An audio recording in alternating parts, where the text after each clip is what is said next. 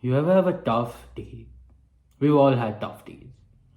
Maybe a shitty day at school, or your boss is being an asshole to you at work. We've all had days where nothing seems to be going right for us, where it feels like the entire world is against us. Days where we feel hopelessly cursed. Heck, I've had periods of my life where I felt like this every other day. The only thing that's proven to cheer me up after a day like this was music. We all have that one song. As soon as we put it on, we're completely immersed in it. We feel the subtlety of every instrument, the weight of every lyric, the drums, the strings, the sounds. The sounds, man, it reverberates around your fucking body. And I used a big word, that's a first for me. You feel some basic primal instinct that connects you with the artist. Feels like the artist is singing to you, about your life, for you. You feel like everything will be okay. You feel like things will get better tomorrow. Of course, the song I'm talking about is Munch.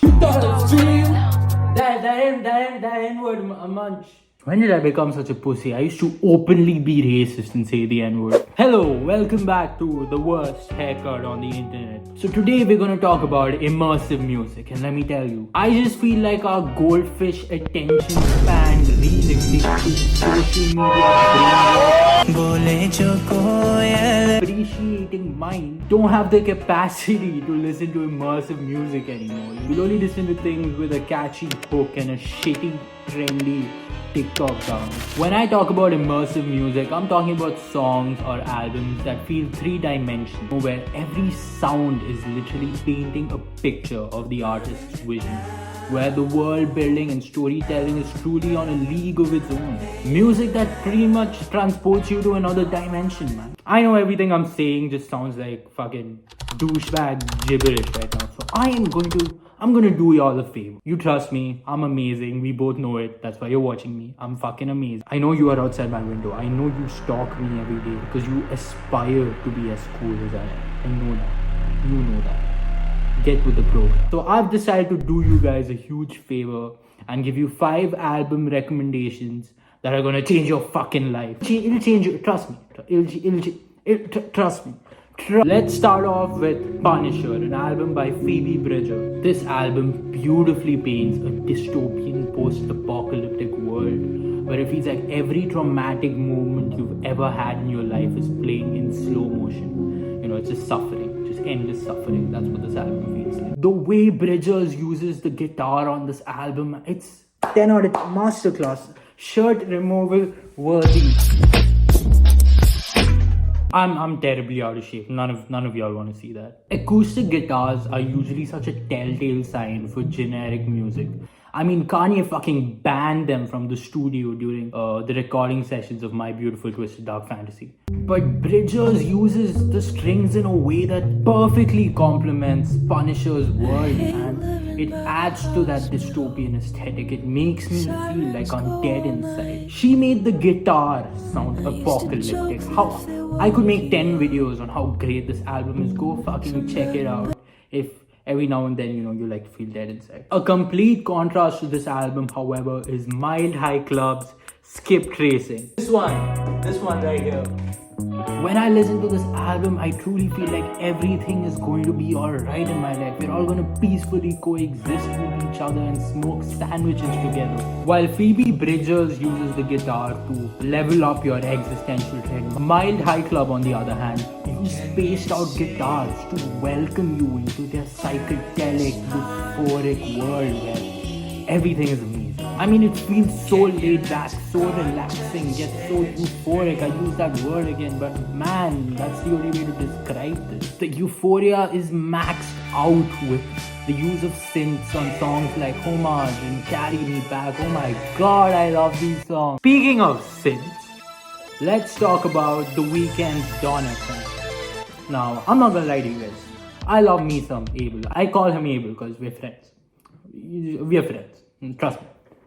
We are friends. I think this album is such a perfect example of delving into an artist's brain. On this album, we see The Weeknd navigate and cope with his toxic behavior and relationships by simply escaping into his 80s synth-centric purgatory. Who the fuck cares how toxic you are in a relationship when you can just fucking dance it off? This album will make you dance along to some of the most toxic lines in history. If you mess up just a little, baby, you know my line. But I love you so, but we can't get close. You're my best friend.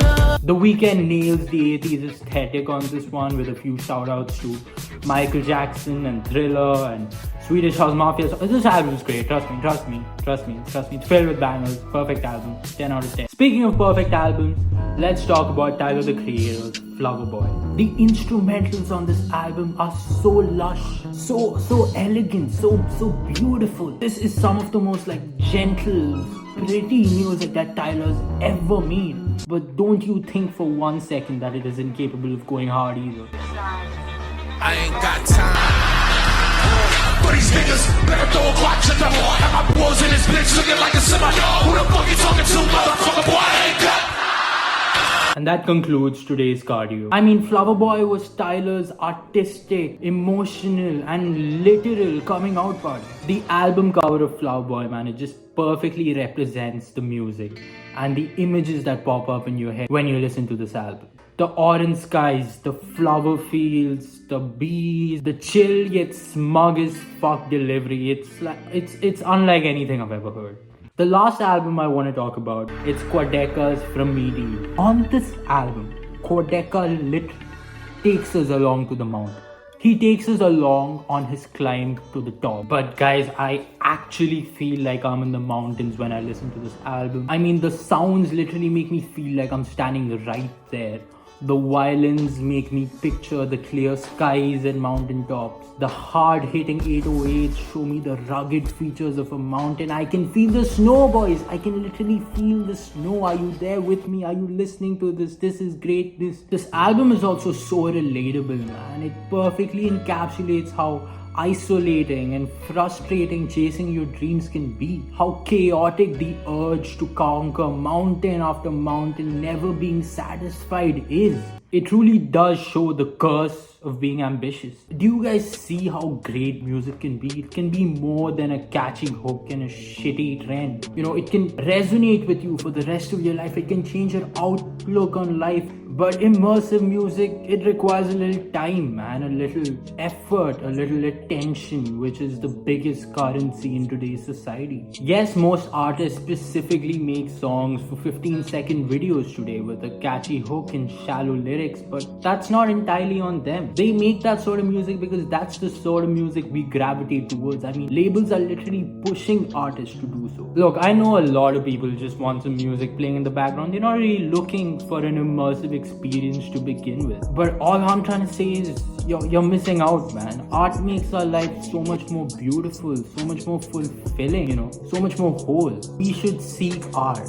We should invite it into our lives. We should not run away from it. We all need to listen to Munch. Oh, you thought I was feeling you? That I broke my bro. I did it again. I'm sorry, guys.